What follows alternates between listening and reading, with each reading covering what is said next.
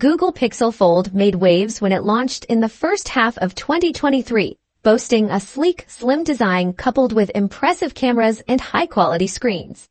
As Google's inaugural venture into foldable phones, it marked a strong debut, sparking considerable anticipation for its successor, potentially named the Pixel 9 Pro Fold or Pixel Fold 2.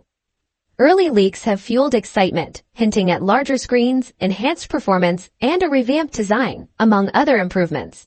Given Google's yearly release pattern for its flagship Pixel series, expectations are high for the Pixel Fold 2 to arrive in 2024, possibly debuting at the next Made by Google event on August 13th.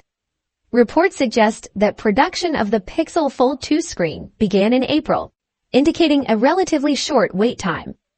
Regarding pricing, the original Pixel Fold started at $1,799, approximately €1,749, and the Pixel Fold 2 is expected to fall within a similar range, potentially slightly higher. French pricing leaks suggest €1,899 for the 256GB model and €2,299 for the 512GB model, aligning closely with its predecessor. Leaked images purportedly show a slimmer profile with narrower bezels, a redesigned camera block, and a more premium metal frame than its predecessor. Renderings from SmartPrix depict a charcoal finish with slightly smaller bezels, featuring a 6.4-inch cover screen and a 7.9-inch foldable screen, both larger than the original Pixel Fold's displays.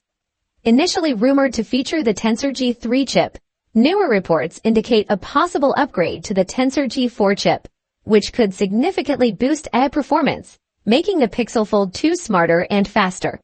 Additionally, rumors suggest the device will boast a substantial 16 GB of RAM, a first for the Pixel family, alongside 256 GB of storage, run Android 14, and receive 7 years of software updates akin to the Pixel 8.